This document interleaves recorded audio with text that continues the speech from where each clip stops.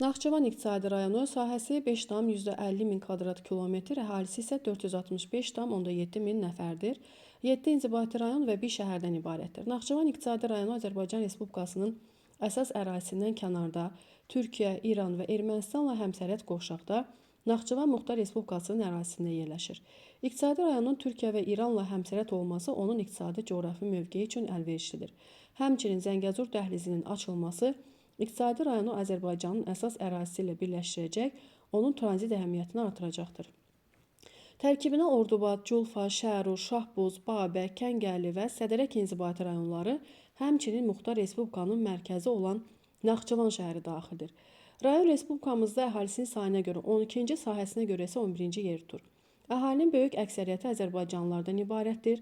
Arazboyu düzənliklər dağlıq sahələrlə müqayisədə daha sıx məskunlaşmışdır. Əhalinin təbii artımı hər 1000 nəfərə görə 2,5 nəfər təşkil edir. Təbii sərvətlərdən molibden, Parağaçay, Diyağçayda, Ordubadda, polimetal, Şərurda, Gümüşlüdə, mis, civə, daş-duz, dolomit, travertin, gips, əhəng daşı, mərmər və müxtəlif tərkibli mineral sular mövcuddur. Sənayenin əsasını yeyinti məhsulları istehsalı təşkil edir.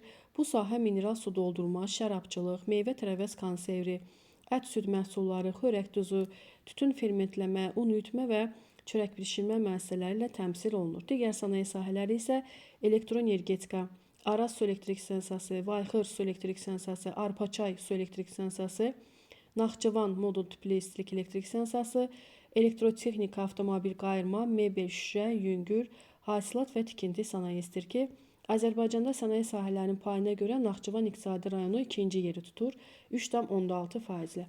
Naxçıvanda sənaye yerli və gətirilmə xamal əsaslanır ki, yüngül və yeyinti sənayesi müəssisələri çoxluq təşkil edir.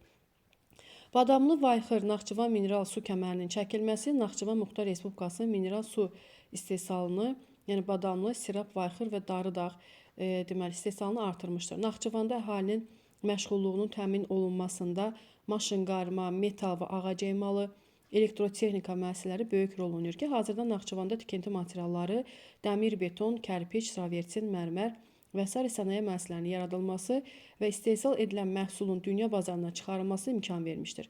Azərbaycanın beynəlxalq iqtisadi əlaqələrində iqtisadi rayon, maşın və avadanlıqlar, mineral sular, şərab, tikinti materialları, dəri məmulatları ixracı ilə çıxış edir. Son illərdə iqtisadi rayon ərazisində hasilat olunan deyə bilər ki, travertin, istehsal edilən mineral sular, dəri məmulatları, sement, Türkiyə, İran, Gürcüstan və digər ölkələrə ixrac olunur. Naxçıvan Avtomobil Zavodunun məhsulu olan Nazilifan minik maşınları Belarus Respublikası tərəfindən daha çox alınır.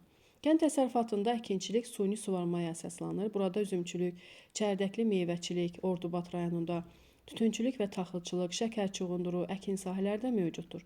Düzən sahələrdə ətlik, südlük, maldarlıq, dağlıq sahələrdə isə ətlik, yunluq, qoyunçuluq, balbaz, qoyunçuluğu, o cümlədən baramaçılıq və arıçılıq da inkişaf etdirilir. İlandağ, Sirab kimi unikal relyef formaları, Qanlı göl və Batabat kimi dağ gölləri, habelə Duzdağ sanatoriyası turizm, regress imkanlarına yol açır. Başlıca nəqliyyat vasitəsi avtomobil nəqliyyatdır.